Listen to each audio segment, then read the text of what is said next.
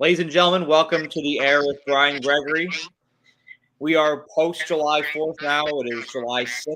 We're coming to you from Fort Worth, Texas, and Menands, New York. That's where Mr. Zeke Wager is Whoa, located. whoa, whoa. Giving out my location, huh? Menands is a big city.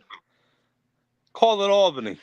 You can either be you can be Route 32, you can be 787. It's a big metropolis. Menands is. Yeah, sure. But yeah, we've got a lot to get to. It's going to be a bit of a shorter show today. We're going to pack a lot into a little amount of time. We got about 30 to 45 minutes here. We're going to talk. We're keeping the AFC today. We're going to talk Denver Broncos, and we're going to talk Jacksonville Jaguars today. Two teams that a lot of people have some question marks about. But before we get into that, Zeke, have you by any chance seen what's been happening in East Texas? I have.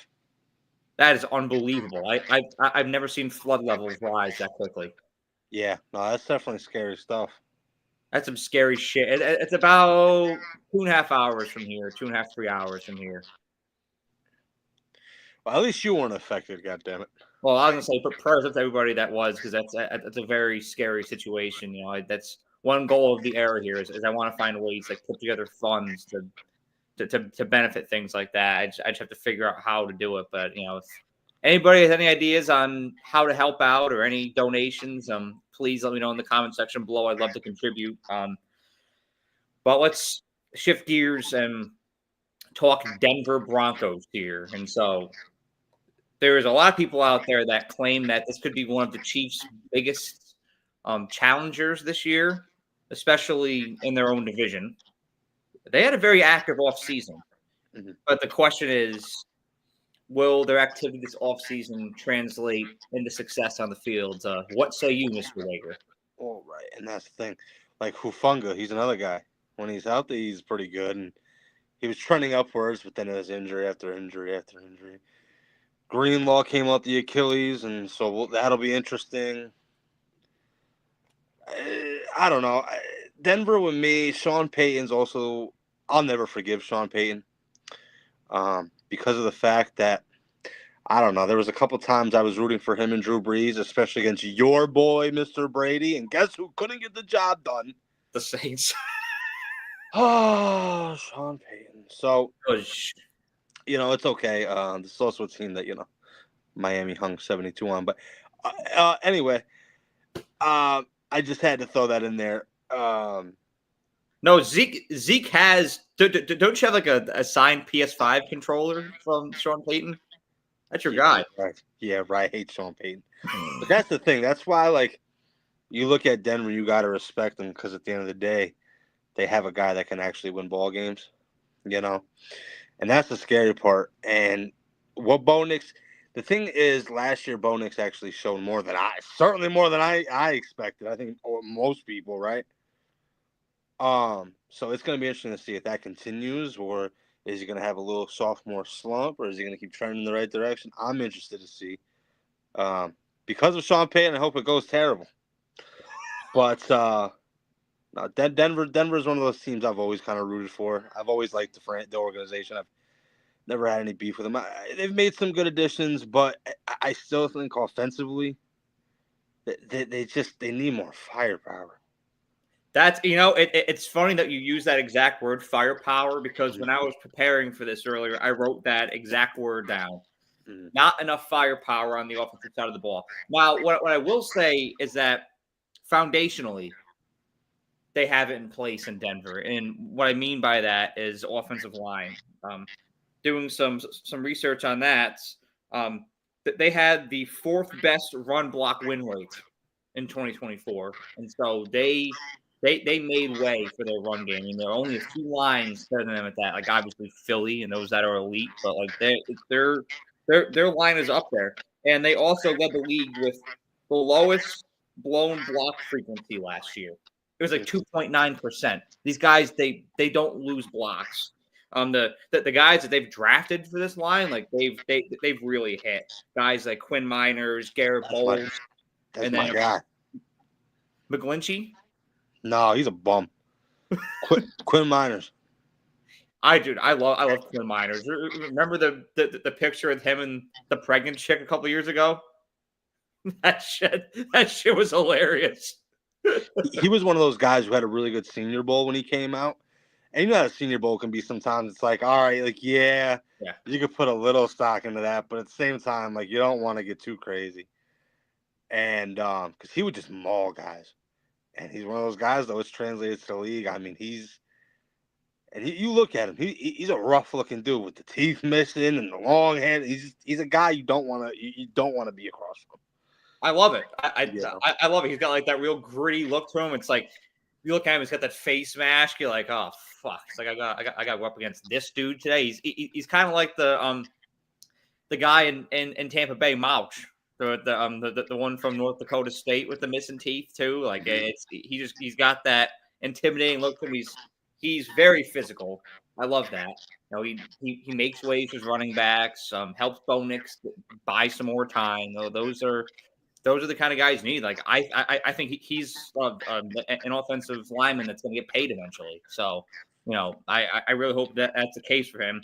Another thing they want to point out about Denver is they lost a lot of games last year in single possession. They lost a lot of single possession games last year. A lot of one-score games last year. They went 1-6 in those games last year.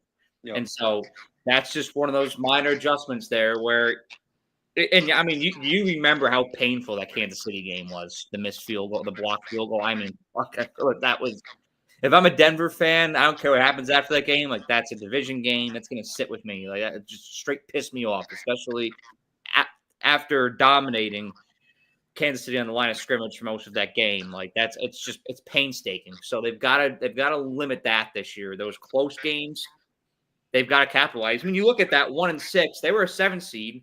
It could have been the difference between them being a 7 seed and going to Buffalo, and then being a 5 seed. Or hell, I mean, the Chiefs won a lot of games, but they could have taken them further down to the finish line than they did instead of getting pretty much rolled over in December.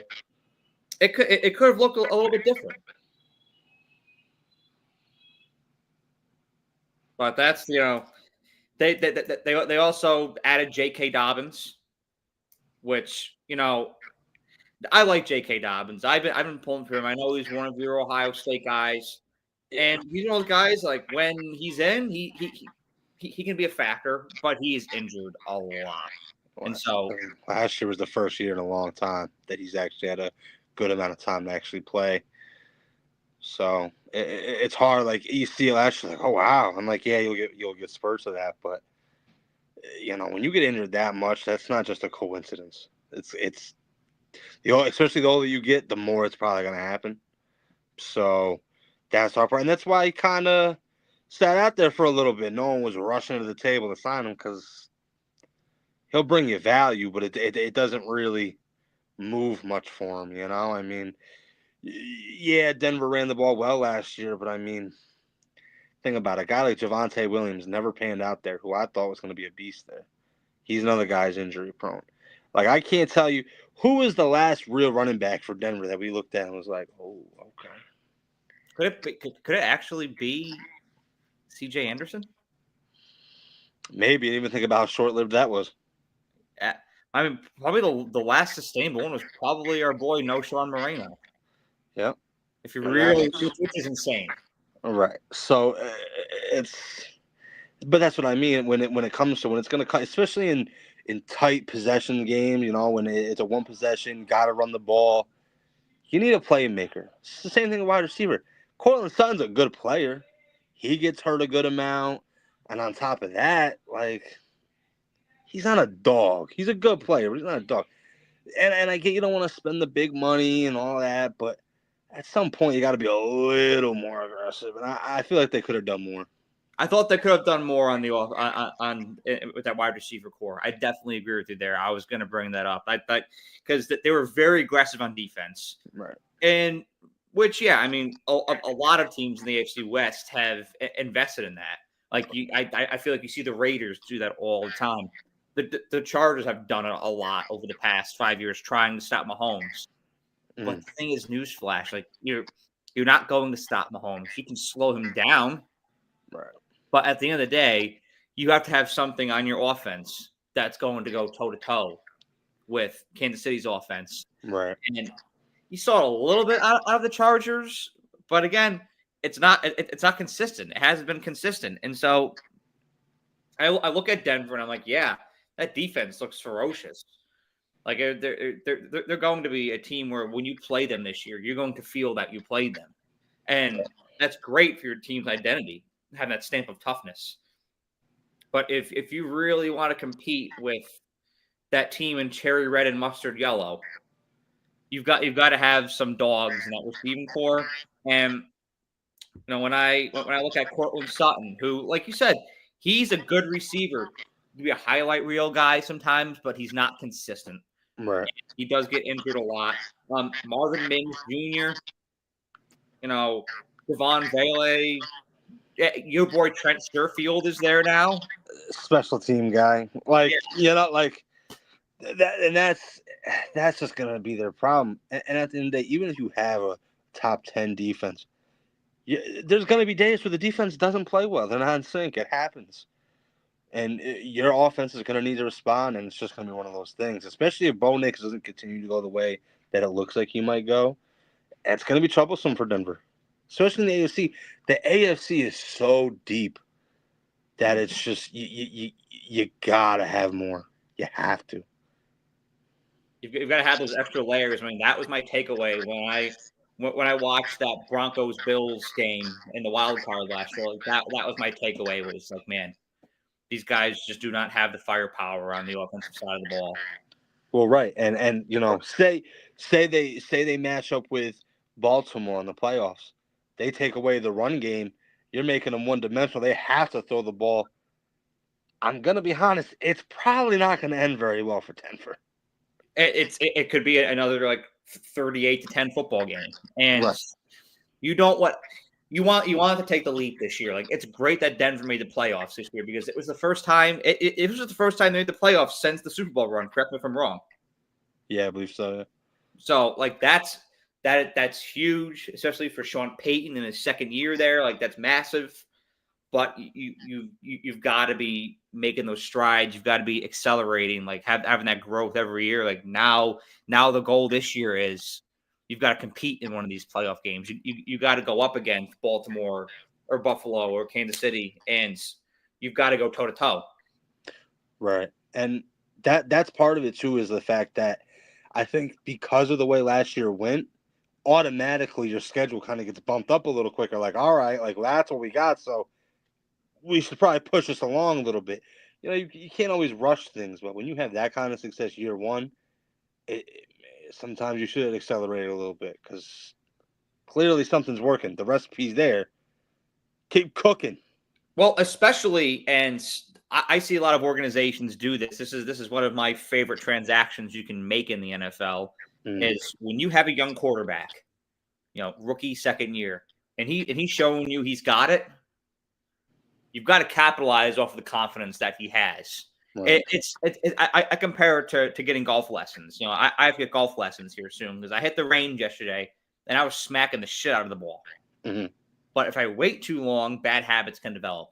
If you're a front office and you wait too long to surround a young, promising quarterback with talent, his confidence could dip off. Mm-hmm. Because then things get harder, especially if the offensive line regresses too. Guys aren't getting open as quickly as possible. You're not making the same things happen you used to. His confidence that was there can start to wane. And so with as good as Denver's offensive line is this year, as solid as their defense is, I think that this is a playoff team this year. But going into the offseason this year, or even free agency, I mean, you never know what's going to develop going into this year. Who's going to become a free? What teams are trying to move off of what guys? Right.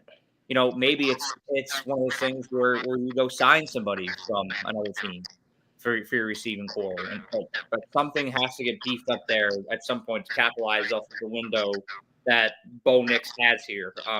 Well, especially financially, when you have a quarterback on his rookie contract, that's when you should load up, especially in a year after year one where, he produced the way he did. Clearly something's there. So dump all the assets into it now and try and get something out of it on that rookie deal, because at some point, let's pay up. I mean, that's exactly what Philly did in 2022, Mm-hmm. right? Draft night, A.J. Brown. Yep. And I'll be honest, I thought Bo Nix showed a lot more last year than Jalen Hurts did in 2021. I Mhm. thought Philly saw that and was like, all right, free get this guy a dog. He at receiver, he's going to take the next step. Howie went out, opened up the wallet, got A.J. Brown. They went to the Super Bowl. Granted, there's more to that, but that was a huge contributing factor to the run they made in 2022. It's the same thing here. We saw New England do it with Stephon Diggs, and literally Buffalo do the same thing with Stephon Diggs with Josh Allen. And so, you get somebody like that year 2, year 3 to build their confidence. That's something that Denver is going to have to do down the line here. They're over under in Vegas right now. It's 9.5 wins. Do you think that they exceed that, or are you taking the under? I'd have to probably look over the schedule a little bit, fully. But even then, it's so you know how I feel about that. You could look at a schedule all you want in July. It don't really matter. So there's so many different variables. I would say right now, I think, I don't know, man. That division's tough because Chargers are only going to get better. Chiefs are the Chiefs. And yes, those shitty Raiders. But at the same time, it's at least a little more respectable, At least it's Geno now and not Aiden O'Connell. So it's not like it's a complete cakewalk now, It's they'll give you a little something. That was and I don't throw this term around a lot, but that was a free win last year. Well, right, exactly, and that's not going to be the case, especially with PK anymore. So that's another factor. So with that division and the way the AFC is, I might have to lean maybe under. But if they go over, they're not getting. I don't think they go more than 10 wins. They might just get over.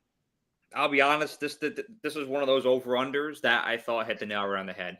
Yeah, and I think right now I would have to lean slightly under.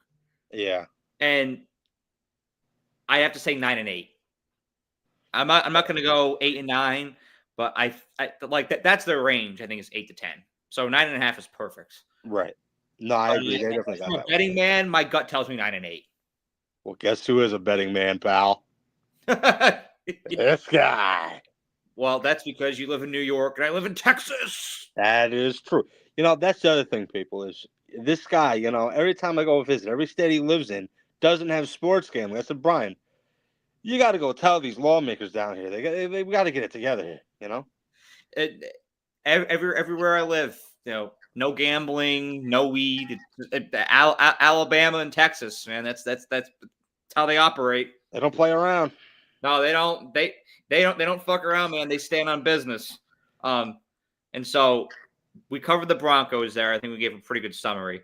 Absolutely. Now let's talk about an AFC South juggernaut. The would you say that this is the third best team in Florida?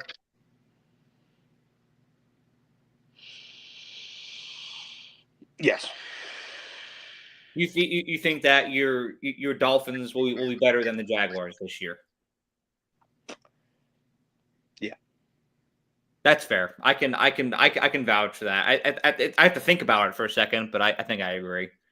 I mean, you look at the roster overall, we have a better roster. I think. Guess who I've always hated? You know this. Trevor Lawrence. Trevor Lawrence, who's supposed to be the leader. Trevor Lawrence. And guess where it's got him so far, pal? Nowhere. Hey, there was the 27-point comeback. Yeah, I'm so tired of hearing about that. I'm so tired of hearing. Get over it. Congratulations. You came back on a team against a guy in Justin Herbert who's a fraud. Fraud, absolute fraudulent. But how do you feel when people come at you with the argument, oh, well, Trevor Lawrence is a playoff win and Tua doesn't? Don't even get me started. We don't have enough time for that. That's a whole 3-hour show. You people are jackasses. That's all I can say. I could feel the blood pressure going up like through the screen here. Oh, it's bad. It's bad. But Trevor Lawrence, to me, yeah, he's a good locker room guy. He's a guy like you want to root for. He's a good guy, but he's not a killer. He's not a guy who's cold-blooded. He's not. He's never been that. I don't think he's gonna be that. I don't care what he did in college. I don't care what he did at cutesy little Clemson. Okay, Clemson sucks, and so does he. And I just, he's not a leader, and he's gonna lead them straight to not making the playoffs again. Yeah, you got Travis Hunter, which let me tell you, that's another thing. Is he talented? Yeah. He's not going to play both sides of the ball all the time. It's not going to happen. It's not going to happen. And he talks a little too much. So let's see how happy he is in Jacksonville after losing, 10 games, 11 games, and the fact that, I don't know, you live in Jacksonville. Yes, Northeast Florida. I don't know. The Jaguars have always seemed kind of a team to me who've never really had a true direction, a true identity. Yeah, the whole Saxonville thing for as short-lived as that was, and we all saw how that worked out in New England. I really wish that lasted longer. I love that whole thing. It was so short-lived, and I feel bad for that fan base. You want a winner, but I look at Jacksonville every year and I'm just like, what are these guys? Like what's the goal here? What are we really working towards? And you hear the way they talk, and that goofy guy they fucking hired as the head coach, Liam Cohen. He looks like he's 12. So I don't know. That for me, that's what Jacksonville is. I can't gauge really how they're going to be because I never really know what they are. Yeah, this year. It's a complete overhaul of head coach and GM. Liam Cohen, yep. Mr. Duval. That was a whole social media thing. And then that they hired the new GM, James Gladstone. And I'll be honest, I've never seen a GM get hired. And then he got hired in February. So it was literally 2 months later. He makes one of the biggest splashes I've ever seen a GM in his second month on the job make. Yeah. And trade up to get Travis Hunter. Yeah. Which I like the intent of it because it shows that he's being aggressive. It shows that he has balls. I like that. But my concern with Travis Hunter is that he already has a lot of tread on the tires. After playing both sides of the ball every game. I forget the amount of snaps he's played. I'm not going to try to guess. I know it's a hell of a lot. And after a while, that's going to wear on your body. Right. And so reality is he's going to have to pick a position. Now, I have a gut feeling that they're going to start the season and try to do it. Because that's been the talk. He says he's doing it, or he doesn't want to play the sport. I think he's being dramatic there. I think he's just kind of saying that. It's kind of an emotional response. I don't think there's a lot of truth behind it. Jacksonville's obviously behind it because they don't want to piss off their top draft pick, which I get being in that situation. Right. Sometimes you just have to let the situation happen. Right. And it's going to get to a point when you're playing NFL snaps, which are much different than college, as you know. It's the game is a lot faster. He's going to get to week 4, week 5, maybe even week 3. Look around and say, yeah, I should probably decide on one. And it's probably going to be corner. Well, and even if they start off that way, he's going to play probably 50-50 on both. He can't play full-time on both. That's just not realistic. That's not going to happen. No way. I mean, it's got to be one half one, the other half the other. Like it can't. You can't do that the whole game. That's way too much in one's body in the NFL. Right. And so, I don't know. I know you used to love Trevor Lawrence. That was your guy. But I still pull for Trevor Lawrence. I think he's awesome. But there needs to be consistency because when I watch Trevor Lawrence, these past couple of years, I don't think he has any issue driving down the field. That's the thing. Is there are guys out there who legitimately struggle to drive down the field. I mean, you look at guys in their division like Will Levis last year, Anthony Richardson. Like it's tough to get a drive going. Right. But Trevor Lawrence gets down the field.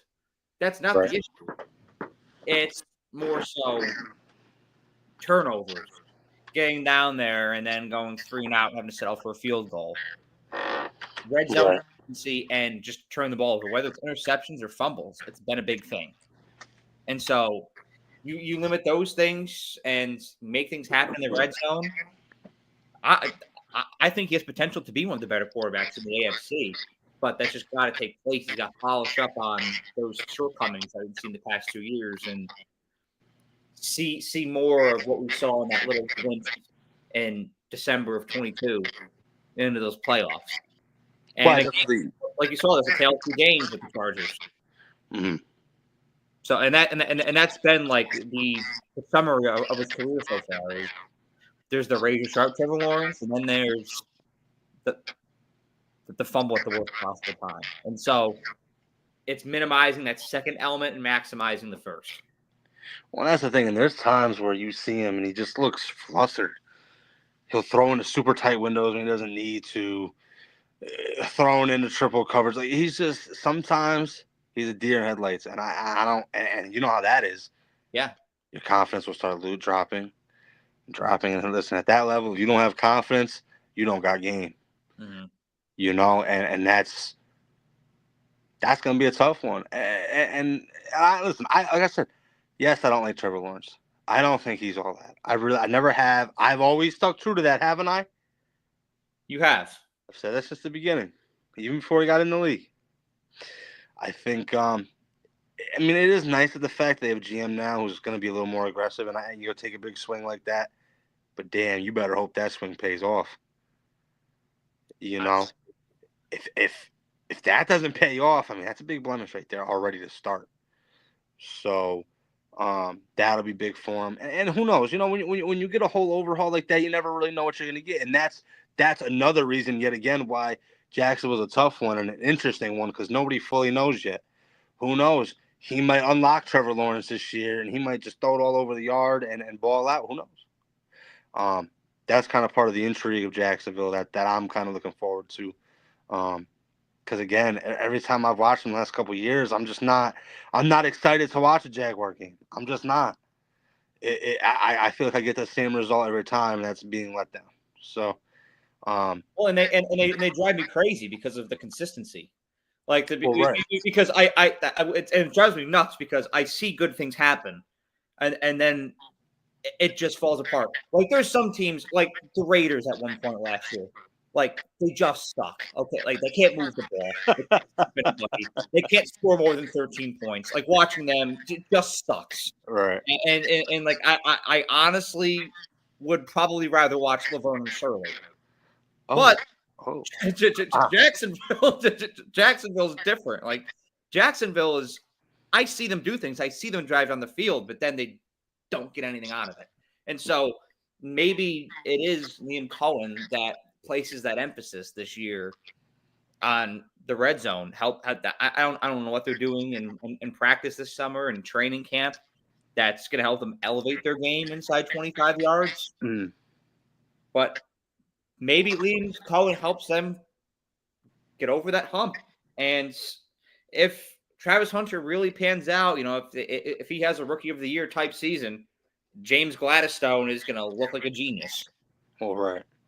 But I do think that if Travis Hunter is fully healthy, he's going to transform the way that defense looks. And I stand that defense looked completely different because, as you know, Jacksonville had one of the single worst secondaries in the NFL last year. Yeah. I mean, especially in the second half of the season, it was like burnt toast. Right. And so having somebody like Travis Hunter in that cornerback room is huge. And I think if he pans out, it'd be massive. Well, with the way the wide receiver market is, though, do you think he looks at that and that could sway his decision? Because, I mean, you see this money that receivers are getting. I mean, we're going to be up in the 40s here soon, and that's, I mean. Now that is the thing, is that from the team standpoint, clearly you've got to be a corner. Because that's clearly their need. Right. Receiver, they got Brian Thomas. Like, they just got De'Ami Brown. Receiver, I can say they're all right. It's not like an all-time receiving core, but they're good. Defensive back, they have nothing. Right. And so, having a young stallion like Travis Hunter back there could be huge. But if I am him, and especially if I'm his agent, I'm saying, pal, you're gonna line up in the slot and you're gonna like it. That's right. You don't have a damn choice. I'm gonna get you paid $38 million a year, and you bet your ass I'm getting that commission. That's right. That's what I'm saying if I'm his agent. That's right. So I don't know. It'll be interesting. It's. I mean, I was happy to beat him week 1 last year because, again, they always say Trevor Lawrence better than Tua. Me. Give me a break. I would take. I think Tua is more consistent. I think he's more accurate.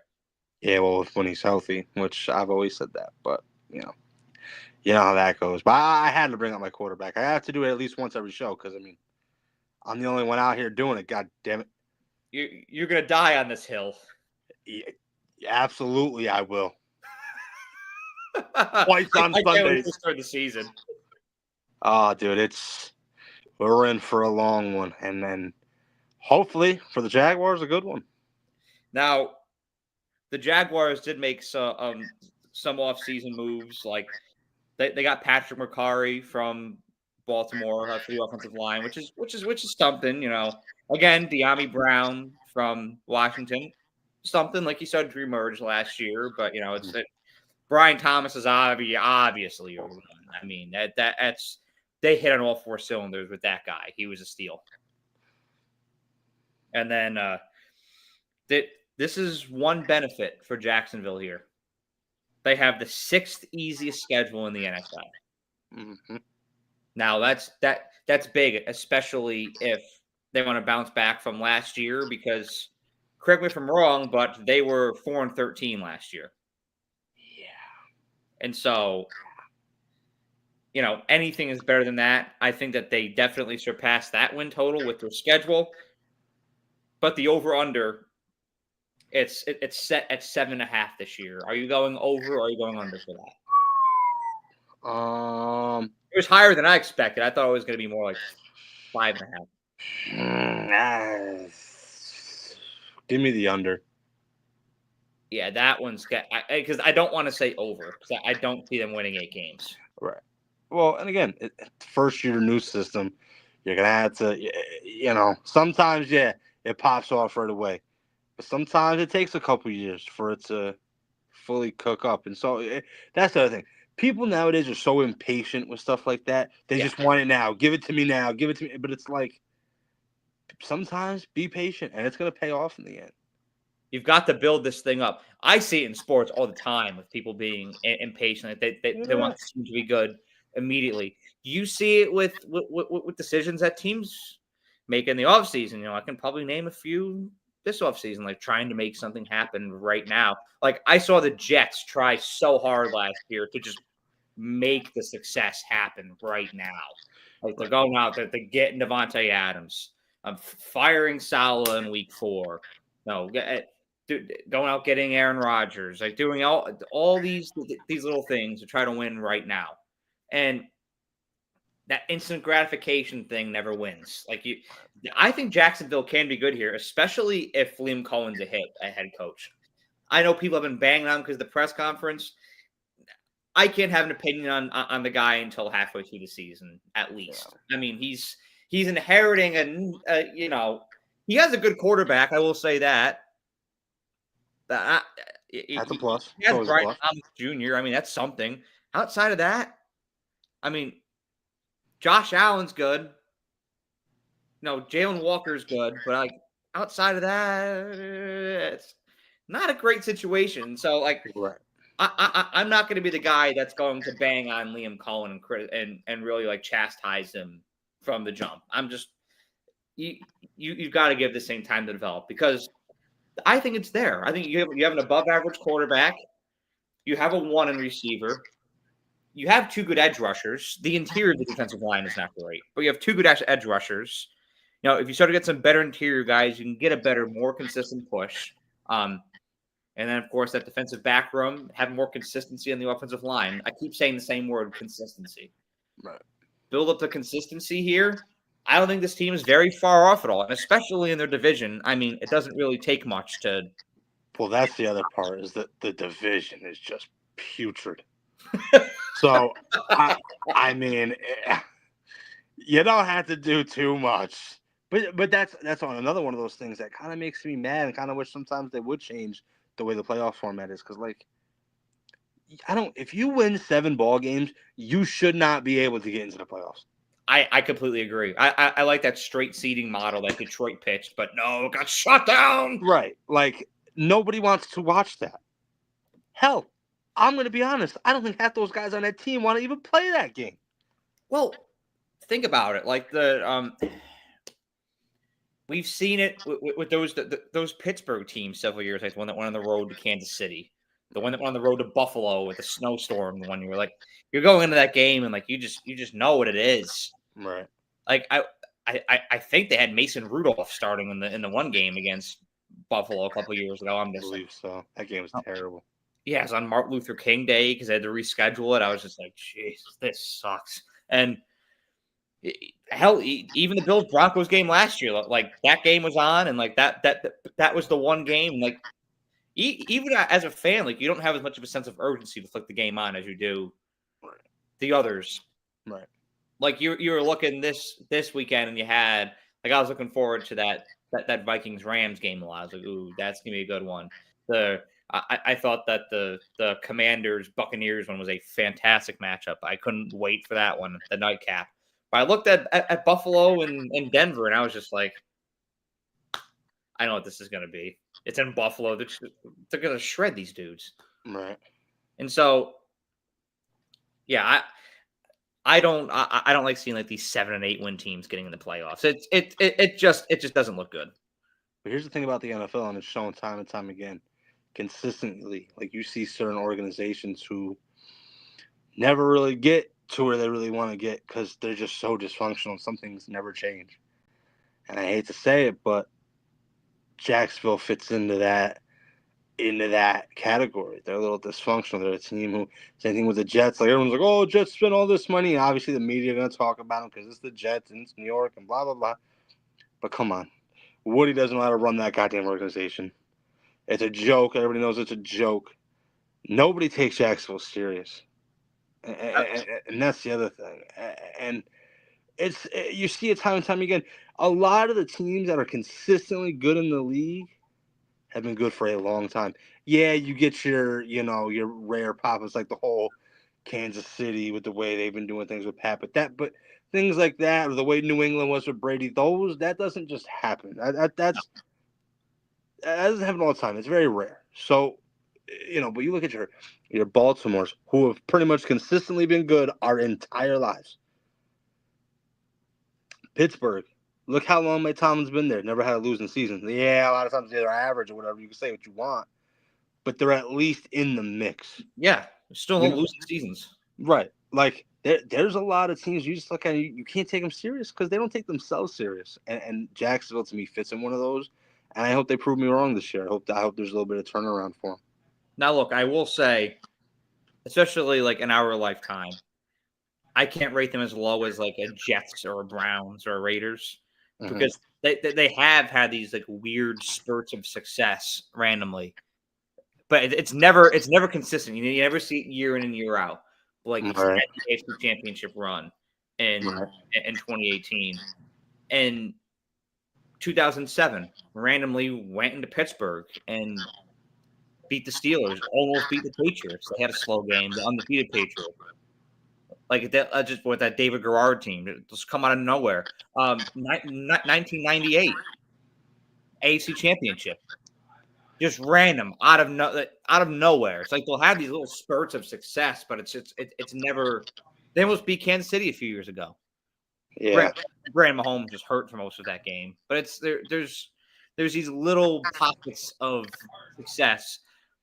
But I want to see it become more sustainable for Jacksonville because I like Jacksonville. I mean, I think the color scheme is cool. I think the fact that they're in Jacksonville, Florida is pretty cool. Like, Northeast Florida represents. But I think that fan base deserves some sustainable success. To hell with them and that weird mascot they have. Tell that guy to put some damn clothes on, will you? What's his name again? I don't know his name, but he's a weird looking fucking. He's always going around the Speedo and stuff. Put some damn clothes on. Nobody wants to see that. You're scaring the kids. Who do you think is the superior mascot? Him or what's the dude's name? Oh, Sir Purr. Sir Purr. Don't come on. I love Sir Purr. He's the cooler cat, if you will. Not even close, pal. Let me look up this Jaguars mascot's name. Oh my god. Yeah, I knew it the whole time. You know what it is? What? They put a lot of thought into this one. What was it? Jackson Daville. Yeah, it's terrible. Terrible. And this is why you win 4 games a year, Jacksonville. This is exactly why. This and your quarterback looks like his name could be Kelly or something. I don't know. It's just and then you got a little 12-year-old head coach now. Like the whole organization just all over the place. Figure it out. Their mascot is wearing a thong in this picture. I know that. This is what I'm saying. This is what I just said. Look at the fucking the Christmas stocking, dude. Yeah, it's bad. It's bad. That's if I'm a fan, I'm like, yep, that's my mascot. I wouldn't even tell people that's my mascot. Do you think that TD Dolphin's superior? Of course, he's the best. He's the best mascot in the NFL. Even better than the Chiefs one with the stomach thing. Yep. Doesn't matter who you say. TD the Dolphin. It's my guy. Have you ever seen? Well, I'll end it here. But have you ever seen the Jaguars fan that? And I think it was when you're in Tuscaloosa. With me when they played in London. I think they were playing Buffalo. The guy that had the leopard prints all over his face. He painted his face gold and put. No, but that's absolutely terrifying.